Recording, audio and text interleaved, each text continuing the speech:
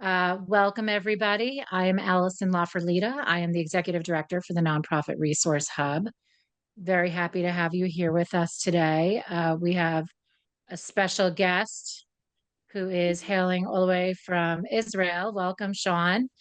This is really Hello. exciting to have. I love technology, so we can do fun stuff like this. And we're certainly going to be talking about technology today. Welcome, Christine Deska, President of the Nonprofit Resource Hub.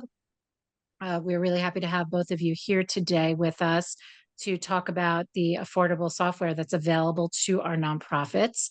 I know that it can be very overwhelming for some of our nonprofit executive directors and staff because there are many options out there, and often they are working on budgets that don't allow for very elaborate, expensive software. So I'm sure that we will be delighted to hear what you have to offer us. If you are not familiar with the Nonprofit Resource Hub, we are an organization, an association that provides support, educational webinars and workshops just like this one, and resources to the nonprofit industry. And it is free for nonprofits to join the organization. Most of what we offer is free of charge. And it's really an incredible support for our nonprofits. I've been a nonprofit executive director for many, many years and wish there was something like this around for me back then. So without further ado, I would like to welcome our guest stars today, Christine and Sean. Welcome. Thanks, Thank you. Allison. Good morning, everyone. So just to kick us off, my name is Christine Deska. I'm the president of the Nonprofit Resource Hub. Allison gave a brief introduction, but for those of you hopping on as we get started, just to reinforce, the goal of the Nonprofit Resource Hub, and I'm super excited. Sean is one of our newest associate members, as Allison said, joining all the way from Israel. We strive to provide the best solutions, the best support, the best expertise, the best education to nonprofits all over the world, specifically in the New York City metro area, Long Island, New York City, Westchester. I'm based in Astoria, Queens. I'm the president and co-founder as well of Nonprofit Sector Strategies, and we're really proud to be one of the founding member companies of NRH. And so Sean and I joined forces right when he joined NRH. We said, we have to do something because we know that we serve and connect with hundreds and hundreds, maybe even thousands of small and medium-sized nonprofit organizations. And what came up as Sean and I were connecting, we've both created technology solutions that we believe are built to serve mission-driven organizations that are in growth mode, right? Not the biggest of the big, not the national organizations necessarily, though we could probably help as well, but really those who are on this growth trajectory. And what solutions do growing nonprofit organizations need to be aware of, and what strategies to really propel them to the next level.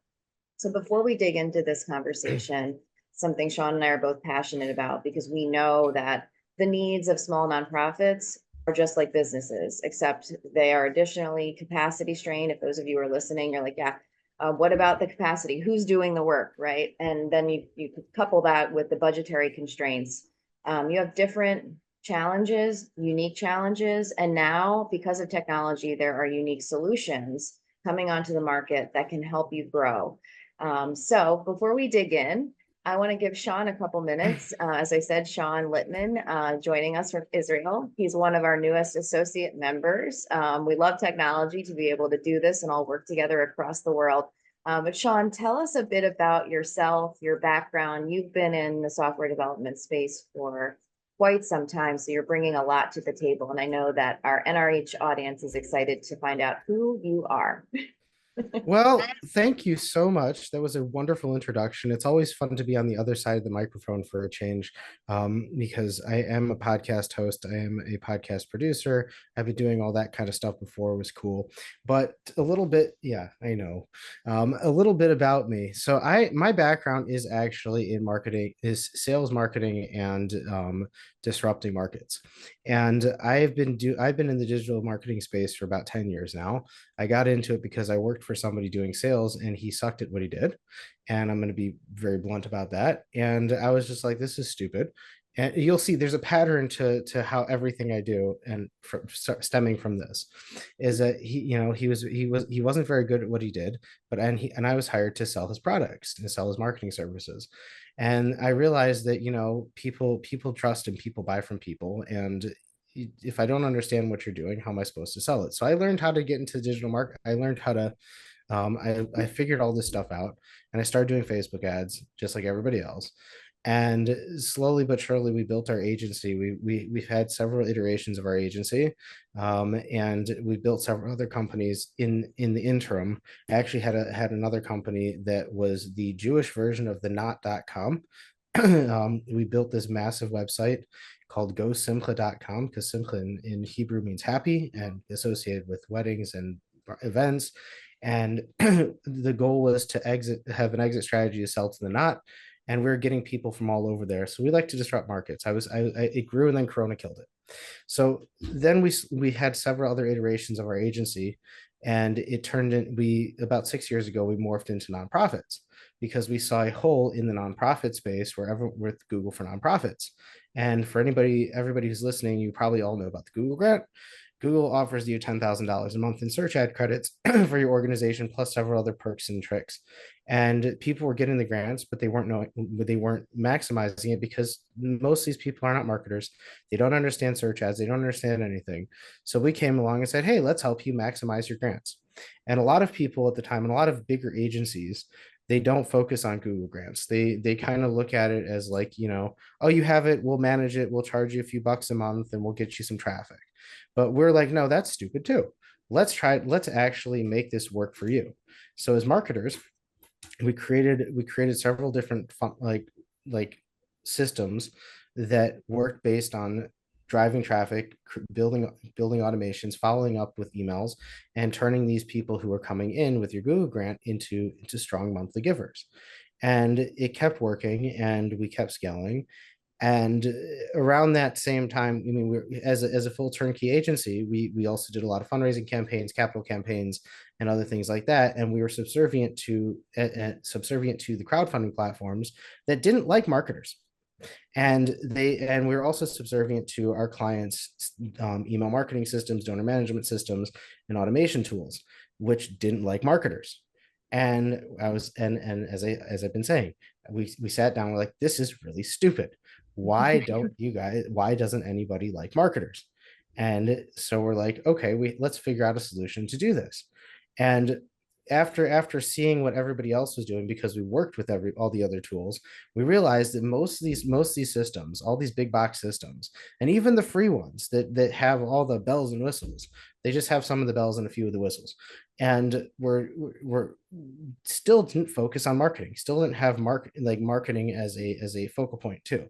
Because at the end of the day, when you're running an organization, you have to have donor management, you have to have fundraising, you have to have business development, you have to have marketing, and you have to have everything combined so you don't lose your mind. And this was how GiveSuite was conceived, is that we're like, let's create a solution for smaller organizations that have all the tools that they need right in front of them with minimal brain power to be able to use them. And because you're lacking the brain power as it is, because you're wearing a million different hats. So why don't we create a solution that's going to help you streamline, harmonize, and make sure that you're running your organization the best way you can, while actualizing on marketing, donor management, fundraising, and more. And that's how GiveSuite came about.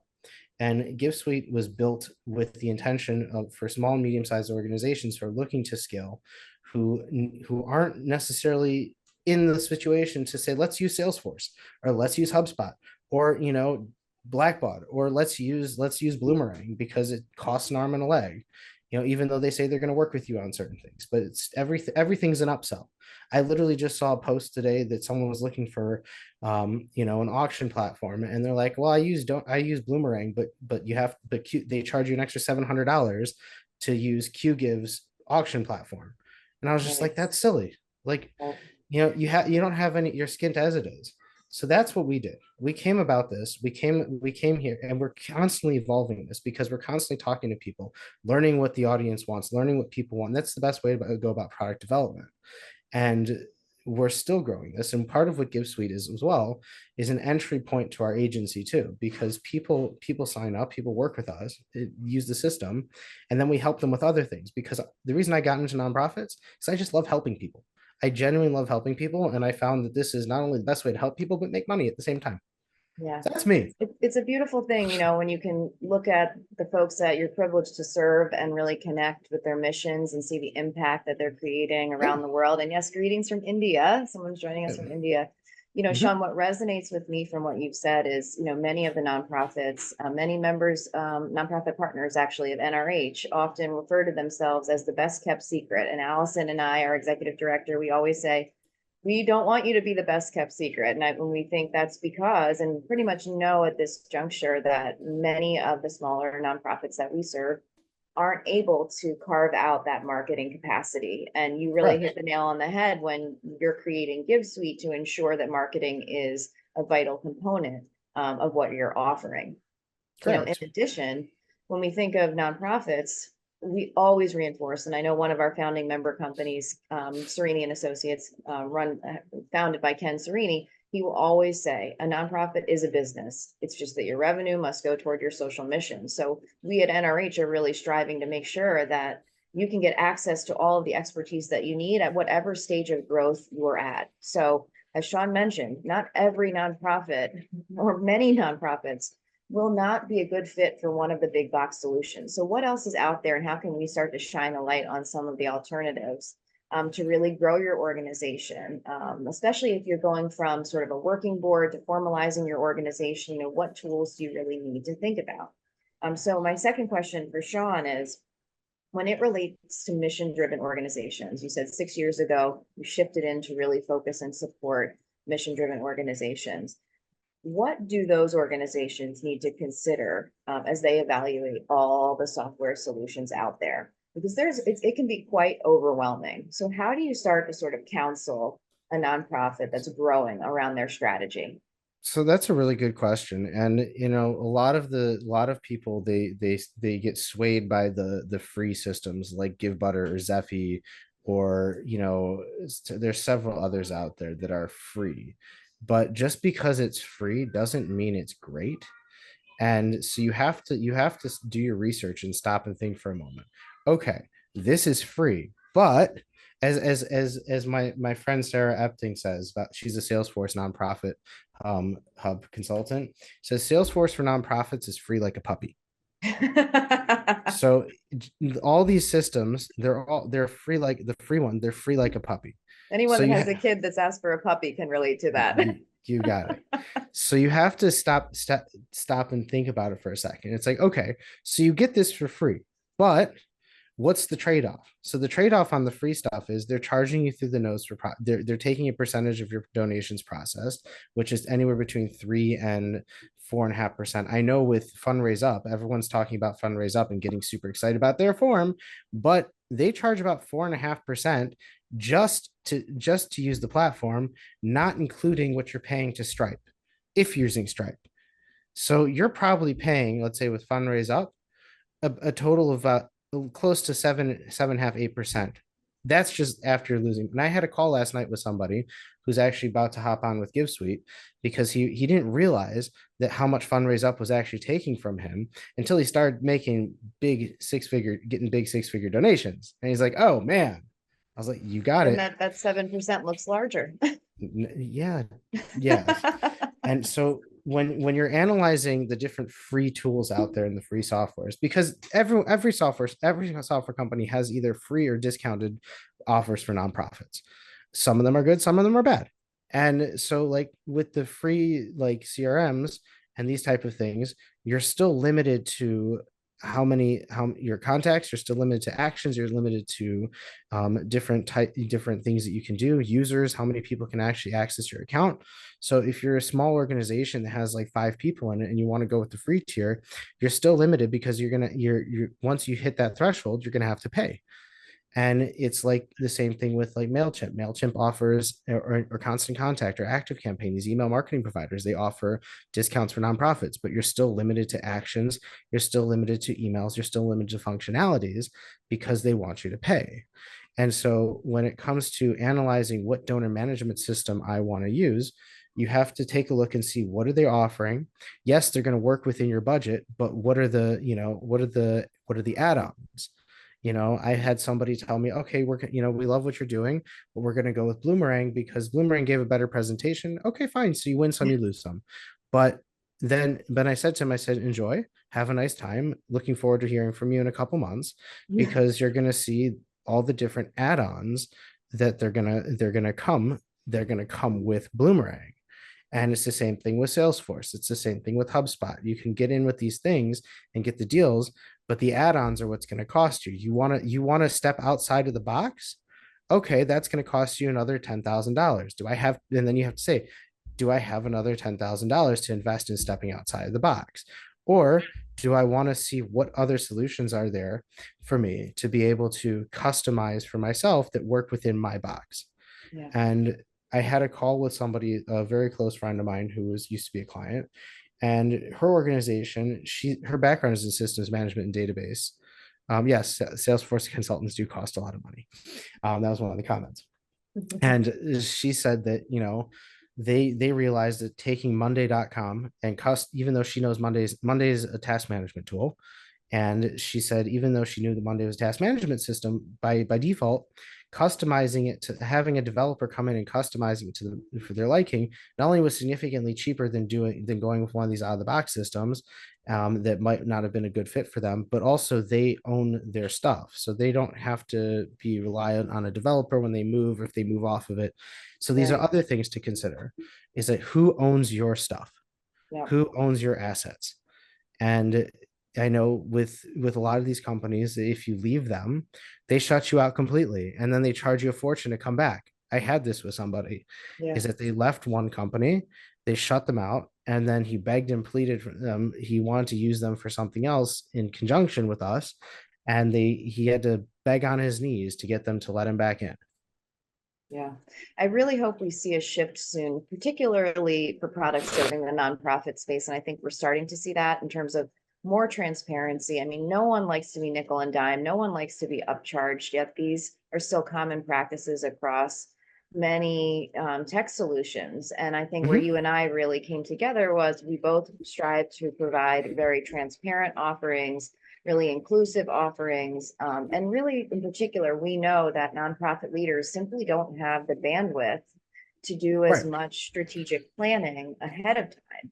And this is where the rubber meets the road. I want to shout out to Tim Lockey at the Human Stack, because what we've talked about before and what I really believe in terms of strategic planning is you need a strategic approach to growth, right? And for nonprofits, it can feel nearly impossible and suffocating to take that space for that sort of strategic approach. But without doing so, you end up sort of jumping on a free offering and then realizing all of those add-ons that pile up because you haven't made that space for the research and the due diligence, and really getting the full picture of how to make this decision for your organization. In the beginning, I referenced some of our other associate members, and since we're continuing in the conversation, I just strongly encourage anyone listening to check out the NRH site and all the different expertise that comes with being a part of our nonprofit resource hub, because we can kind of help guide your organization to not make snap decisions, but more make thoughtful decisions. And I think that's what Sean has really done in creating GiveSuite, really thinking about what a smaller nonprofit needs to get to that next level. No, for sure. And I'll just tell you another, real life example, because those are always fun, is that I had a guy who was a friend of mine. I was consulting for him, and he started a nonprofit, and the idea was great. A lot of people, and I'm sure you come across this, a lot of people have really good ideas, and but then they take it to the level of where they feel like they need to spend a ton of money on something, or like go big or go home, when in actuality, you just have to put in a little effort and not spend a lot of money. So I had this guy who I was consulting for, and he's like, well, I'm going to go with GiveButter because it's free. And I'm just like, okay. And then I took a look at it, and I was just like, you don't have it's not working for you. The way they have all sorts of things, it's not working for you. And And then we ended up having this conversation because he just jumped into these different things because they were free offerings. And I said, you really should take a step back and understand, like, just because it's free doesn't mean it's good. And then he realized that after the fact, and unfortunately, his nonprofit just kind of disappeared because minimal effort needed to be put in, but he didn't want to put in the minimal effort. Yeah. It's easier said than done. You know, it really does take, especially for folks without a tech background, without tech knowledge to pull from, to really figure out how to consider the solutions that your organization needs and what are the most important solutions, right? So I don't know, Sean, maybe you can talk about some of, you know, what you've sort of incorporated into GiveSuite and just in general, right? Because we're talking about a lot of different things here. We're talking about a CRM, which every growing organization needs some sort of customer relationship management in place, right? We also need a way of communicating via social media, right? Many folks are using MailChimp or Constant Contact. There are other ways to use email marketing as you're growing, right? There's also a lot of social media tactics, and that's just scratching the surface of some of what software is really important to help grow your organization. For sure. So within GiveSuite, part of the thing, one of the things that really like stemmed us to do this because we're big into email marketing, and we're working with MailChimp. And when MailChimp dropped the free plan from 2,000 emails to 500 emails, I wrote an article about it on LinkedIn. It just blew up because I was really upset because a lot of my clients were using the free plan because why not? It's free, and most smaller organizations aren't capping out over 2,000 emails. Which that was actually part of the reason why they dropped the plan, because they did an average and figured out that most smaller businesses and organizations were doing on average about 550 emails on their list. Okay, but then one of the biggest components with GiveSuite was email marketing with no list cap and no tiers. So like when you're looking to sign up for Constant Contact and you're looking to sign up for MailChimp, or you're looking to sign up for Active Campaign or MailerLite or any of these programs, you have to take in consideration, one, they're just an email marketing software. They do have automations and workflows, but they're limiting. And so if you're going onto the free plan, you're not going to have those workflows, you're not going to have those automations, you're going to be very, very limited. So if you're trying to do anything, this goes back to the strategy. If you're trying to do anything other than just send out a weekly email blast, okay, great, go with it. But if you're trying to do email drips and you're trying to do automated follow-ups and you're trying to build workflows that are going to streamline your entire operation, make your life easier, you want to take a step back and see, okay, what else is out there? And so within GiveSuite, we built this to have email marketing without any list caps. So you could have 5,000 emails, you could have 10,000 emails, and and it's still going to cost you the same thing. And it costs you peanuts and popcorn per send. And then you have workflows, and you can create automations, you can create workflows. So like if you're doing a fundraising campaign, the minute somebody donates to your fundraising campaign, they can be put on an automated workflow email, like an email sequence that starts a follow-up to keep the conversation going, that will push them to become a recurring giver. And we've done this before with people, because when everything is synced into one place and you're not limited by functionality or capabilities, you have much more room to play. And when it comes to social media, we actually have a social media scheduler built into GiveSuite. So you can schedule your Instagram, Facebook, Twitter, LinkedIn, YouTube videos, TikTok videos, and you can follow up with comments, you can follow up with automations, and you can use it to do triggers and lead generation. So if you type comment, yay, I donate now, it'll send a link. You can create a trigger to create a donation link in the comments and start doing automated follow-ups on social media to push people back into the whole ecosystem of your organization. The whole goal is using software to work smarter, not harder. And especially when you're an organization that's limited, so you have one person doing social, the same person doing marketing, social, the whole bit, having everything to work smarter all under one roof makes your life a lot easier. And then you're able to focus on what you do best, changing the world. Yeah, absolutely. You hit on some important things there. I think, especially for nonprofits, I can't tell you the number of times I've heard, well, I don't know, I'm afraid to transition to utilizing a portal for our board, because what if we add 5 board members? Are we going to have to pay more? Like, do we even know what this cost is? And even being such a nominal cost, these are the things that will sit on the decision-making shelf for nonprofits because Yep. of overwhelm or because of board approvals or because of different things without knowing and feeling comfortable that the cost is But communicated in a transparent fashion. And that's but it's something that's really also missing. But I was also gonna say it's like a lot of what you just said too is a lot of people like the minute you say money, then it's going to be sitting on that decision on that board shelf for weeks and it's going to collect dust. So my whole approach is like I said, I like to work smarter, not harder, and you're the same way. Is like try to make it as minimal effort, minimal thinking as possible, so that way people that it's easier to make the decision and make the sale. Like that's why I like what you're doing also. Like your pricing is the same as our pricing. It's one what you see is what you get. And we're not gonna there's no hidden costs, there's no thinking involved. Because I learned this when I was building my other site, Go Simcha. It was a listing site. And I realized that the easiest way to get people to do something, to get them to buy, it was just to make it as easy as possible. And so when I said for $200 for the year, you're getting all this value, they're like, oh, cool, let's do it. And it's the same thing with this. Is like, but software is a bit different because everybody has their own specific needs. So you have to take what you have and figure out which tool is the best one to lead with, and then everything else is arbitrary. And I feel like with your system too, it's like you have so many different solutions within one solution that when you get on the phone with somebody, because no two organizations are the same.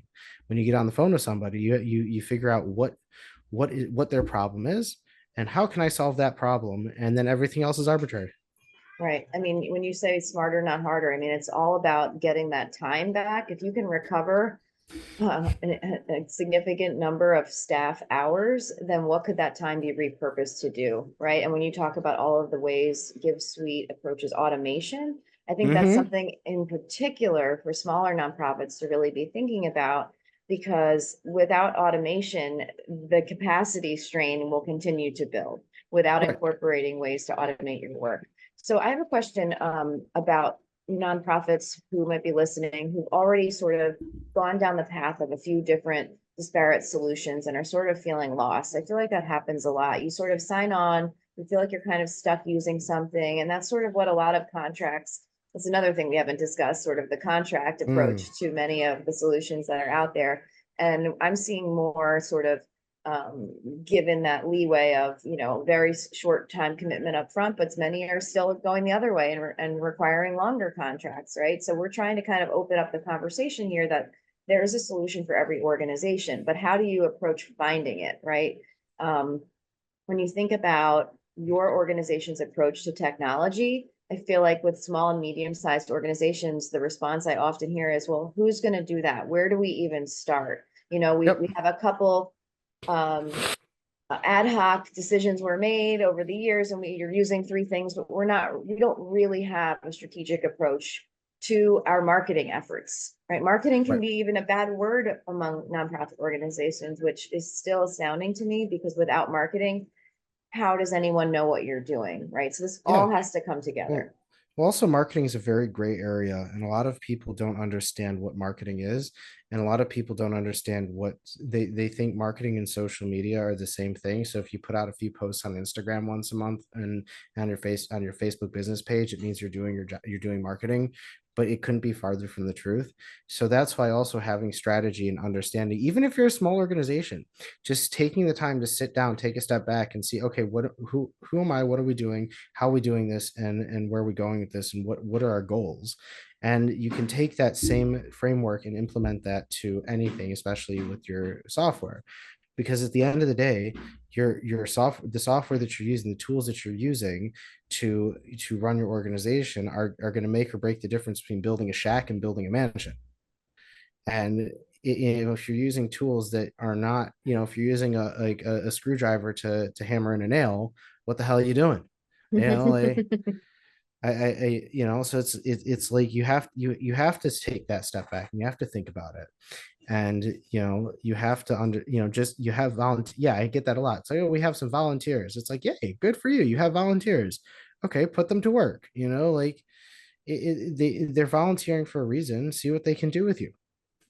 Right. I mean, and I know a lot of nonprofit organizations, as they're growing, are engaging volunteers to do things like their social media outreach, and it can also feel disconnected as the volunteers have to transition on, and they're not being that consistent Well, presence and strategy again going forward. So the that layers and was challenges multiply often.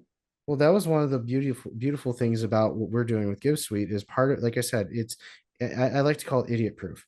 And because everything is there and set up. So if if one of your volunteers leaves, we have an entire library of tutorial videos that you just hop in and you can watch them and you can easily connect and you can learn what's going on.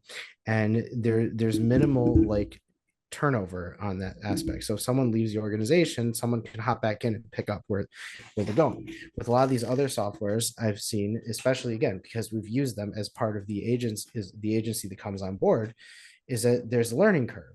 And I had the biggest problem using one of these softwares for emails because every time I would make a change, I didn't know that I had to save the email before I did it. It didn't auto save, and I was like doing the same thing on over and over again, wanted to punch my computer. But to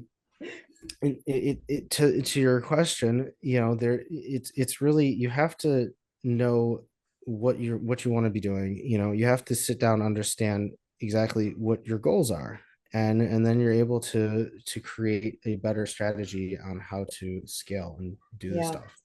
When I worked in the nonprofit sector day in and day out, many times we've just all were wearing so many hats and saddled with so many extra jobs, and realized that we can't be all things to all people. So, if nothing else, for those of you who are listening, if you haven't ironed out your strategic goals, everything should start from there. And then what technologies can you look at to support those goals?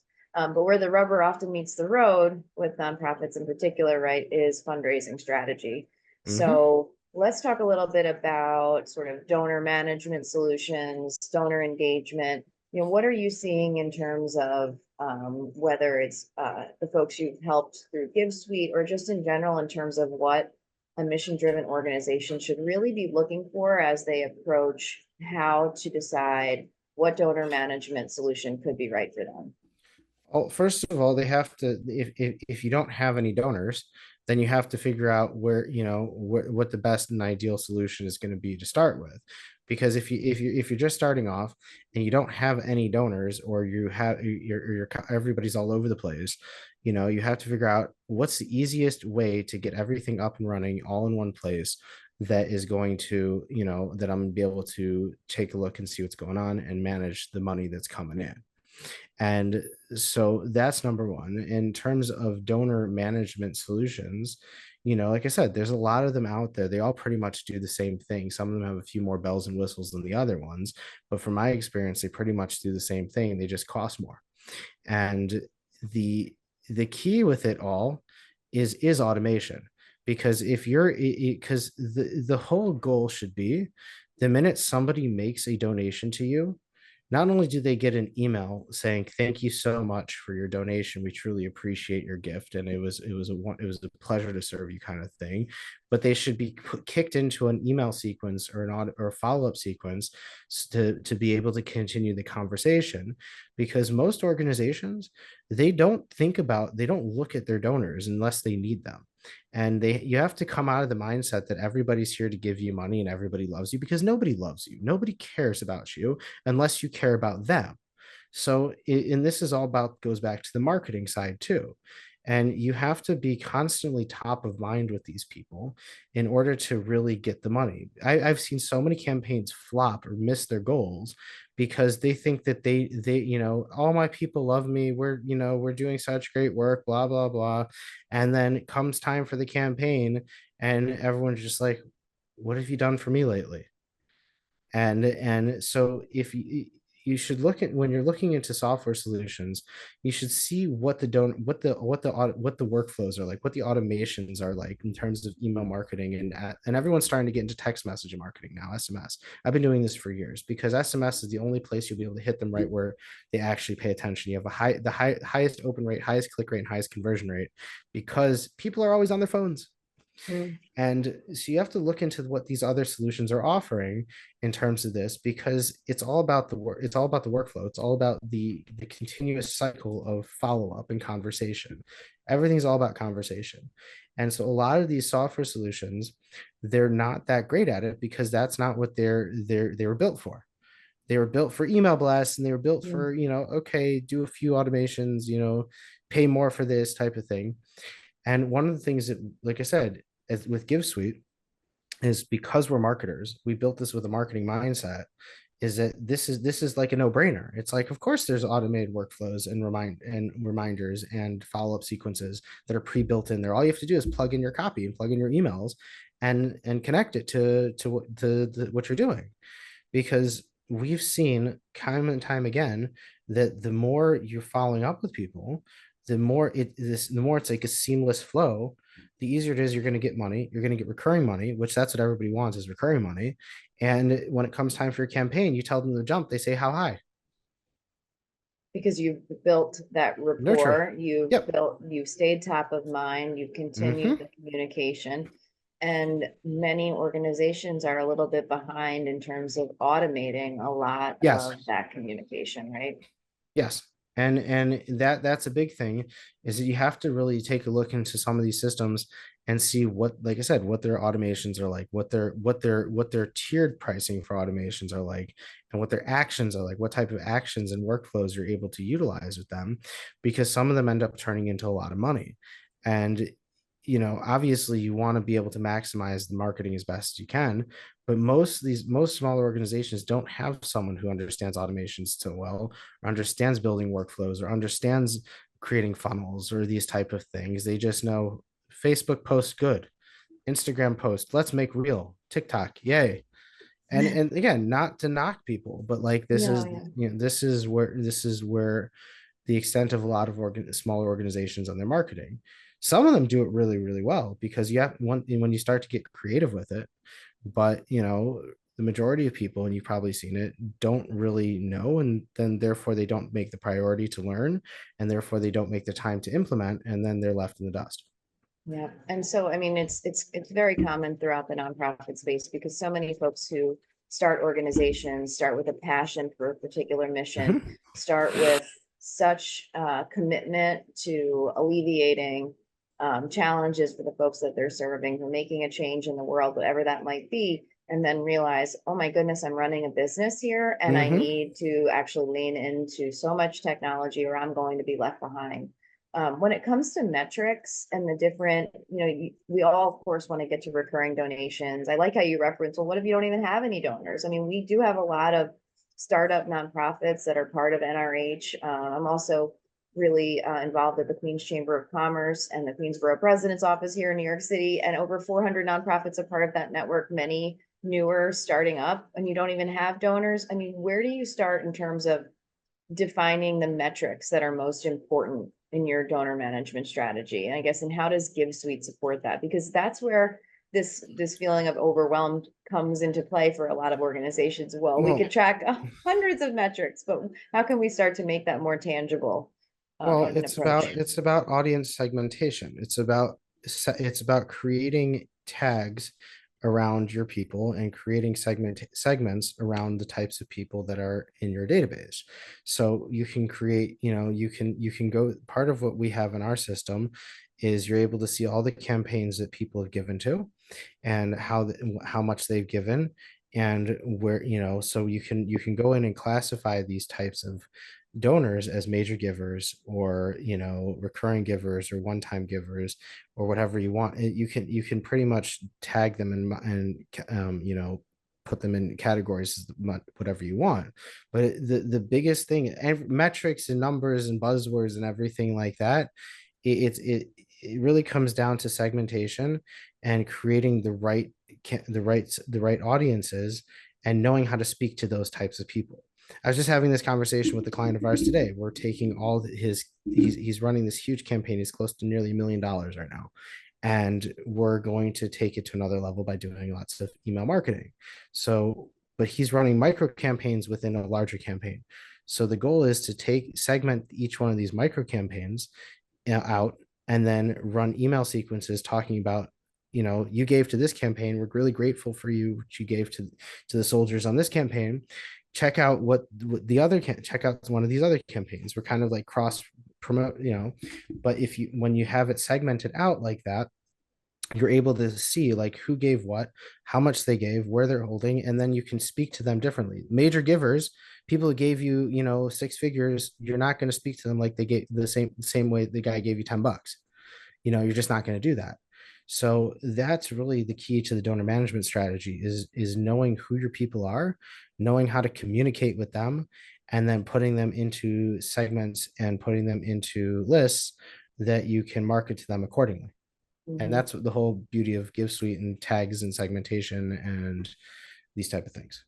It's funny, a lot of us feel, oh my goodness, our phones are listening to us. I just said something and now I'm getting a targeted ad. But in reality, when you're speaking with your donors and when you think about a donor engagement cycle, a volunteer engagement cycle, folks do want to feel like you're responding to what's top of mind for them. And so for those of you who are listening who haven't made that time to really look at the segments and look at how you can carve them out among your existing donors or your prospects to really speak to them more intentionally, I think Sean's really sharing some valuable best practices here, because that's the kind of thing, we're in the end of July and we're appreciative of those of you making the time to get on during this downtime. Some of you are probably just hoping for a little bit of a reprieve from the work.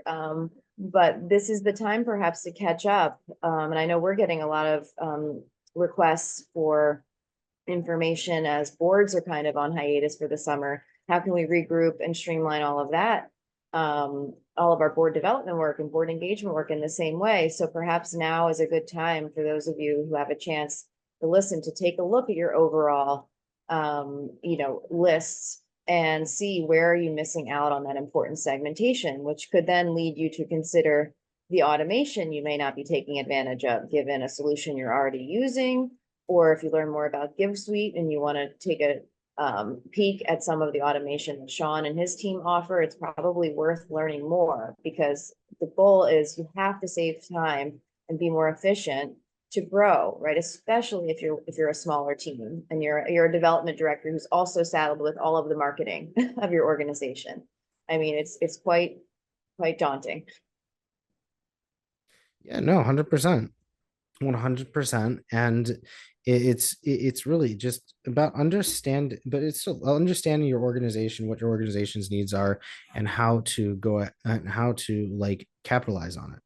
And like I said, a lot, and we've said this, the common theme is a lot of these smaller organizations are wearing a million different hats. They don't have time to think and breathe. I mean, it's like any business, like any type of startup, any type of business. And I hate the word startup because every business is a startup, because you clearly had to start from somewhere. And so it's like you're always wearing a million different hats. But if you figure out the right solutions to make your life easier, then it's going to change the way you operate. You hit on something else that I think a lot of, especially the smaller organizations that are nonprofit partners at NRH, may not have segued into, and that's texting. I think your point about many of the products available simply offering email marketing, and maybe they did the text option add-on later on, and your organization isn't even aware of that. Can you just talk a little bit more about some of the results that you're seeing with organizations who've added that to their marketing mix? Because I think a lot of nonprofits are behind in terms of recognizing the results. Texting, well, the reason I like texting, especially why I like texting automations, is because just like you can do an email blast, you can do a text blast. And if people are more likely to react to your text message because it's more of a personalized connection. If they know it's your phone number, say, hey, it's Sean from Save the Whales. It's Sean from Save the Whales. Just wanted to say what's up. By the way, we're running this quick campaign. If you want to be part of it, if you want to throw in a couple bucks, go for it. And people do it because they're like, oh, Sean texted me. Cool. If because people, like I said, the whole thing is people give to people buy from people. As I explain this when I do consulting on LinkedIn and on marketing, is that people buy and people give to people. Business pages, no one responds to businesses, no one responds to business pages because nobody knows who's behind the mask. And I actually learned that lesson from a client of ours that we fired, about social media and how it has to come from somebody within the social media has a voice. Mm, And, you know, but in terms of texting, it's the easiest way to get people in front of people. And I've seen really high conversion. I've seen like 60% conversion rates from wow. texting because people see it's coming from you. They already, there's no headline, there's no this. It's like, hey, it's like, hey man, what's up? We're doing this campaign. You wanna roll with it. Okay, cool. Just click the link here. And then you can set up a follow-up message, like as part, just like you can set up a work email drip, you set up a text drip. It's like, so if they don't click the link, you can send another email text says, hey man, thanks so much I appreciate you, good looking out, and you can make it real native. You can make the conversation real native. And then that's why you see high conversion rates, high open rates, high conversion rates, high click rates, and because people react. Yeah. I think it's And it's it's all cheap. about, and it's cheap. There you go. And I think more folks are open to connecting with the missions that resonate with them via text and via their phones. I think we appreciate that it cuts through the clutter. That's Mhm. something that we find often with our solution because we know that our email boxes are inundated. But if you get a mobile alert, you're more likely to be more prepared for that board meeting. You're more likely to have actually reviewed the financials ahead of the meeting because you received a mobile alert versus it getting lost in the rabbit hole of emails. So there's Right. certainly something to be said for considering different ways to cut through the clutter. And I like that you're But highlighting that but I 60% mean, conversion rate is huge. And I think it's yeah, being missed. That strategy is being missed. it's money on the table. But think about it. It's like direct mail. It's like, why was direct mail so successful back when direct mail was so successful? Because it's literally direct to your door. You're seeing it. You're getting something tangible that you can look at, and you feel a little bit more connected with it. Texting is the same way. It's that personal connection that you're feeling with the person, as opposed to being one of like a million emails that you're getting on the email campaign. Yeah, it says, hey Sean, hi, I just wanted to tell you a story. It's like, yeah, I get it, but you're saying that to everybody. So Yeah. it's all about being personal. It's all about being personal with people and connecting on their level. And then that's how you get the money. Again, going back to the segmentation piece, we can't do one-on-one communication, but it feels like one-on-one communication when your segmentation is really structured Yeah. strategically.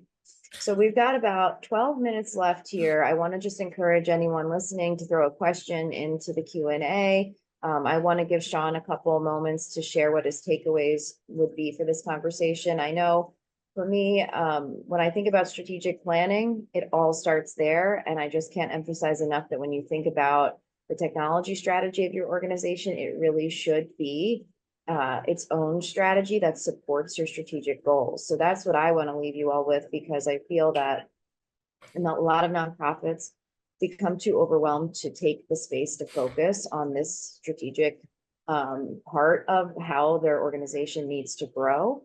And I understand that it's because of capacity and bandwidth, but without making that space, you end up doing patchwork. You end up patching different things. Oh, we need a way to communicate via email, so we'll grab this free solution, but without really making the time to think about the overall marketing mix that your organization needs and the overall donor management and donor engagement strategy that your organization needs based on how many folks are in your audience, based on the different segments you're communicating with, your ability or lack thereof to really know more about these folks. There's so much. We're just scratching the surface here. We didn't even touch on AI and many of the new wealth screening tools that are out there that can also kind of complement what Sean and I both offer through our solutions. There's so much to consider. And we know that it can feel like, when can we make this space? But it's just like with strategic planning, when you do, your team comes together and you feel unified Well, it's within that funny that you strategy. mentioned AI tools and wealth screening tools, because actually we've partnered with Donor Search and Apollo to create a giant super wealth screening leads searching lead parsing system in GiveSuite that combines Apollo, which for those who don't know what Apollo is like is a you can search for leads, you can search people, and you can it's for prospecting. And then donor search is like the donation is the nonprofit version where you can search, you do wealth screening. And so combining those two together is giving smaller organizations an advantage that they would not normally be able to afford, because donor search charges about $5,000 a year for a license, and that's with the basic stuff. Apollo also charges a heavy amount, so we're working with them and partnering with them to give users the ability, GiveSuite users the ability to use the basic functionality to be able to accomplish what they want, so that way they can level up on the fundraising too. Wow, that sounds incredible. I mean, it really needs to be the full approach. And when you have that additional data to pull from and integrate into your donor engagement, you can really take it to the next level. 100%. And that's my entire philosophy is like, why should organizations feel left in the dark? Why should these smaller guys, because look at the bigger organizations. They all started somewhere. They all weren't just like, they didn't like wake up and become these massive conglomerates of nonprofit organizations. They all started with a mission, a vision, and a dream, and they built it and they scaled. So if it worked for them, it's going to work for you too. You just have to keep doing it. But if you have the right technology and the right tools and the right people behind you, it's like any type of business. You always have to have the right team behind you. If you have a bad team and you have people who aren't supportive of you and aren't working with you and aren't believing in your mission, then you're not going to succeed.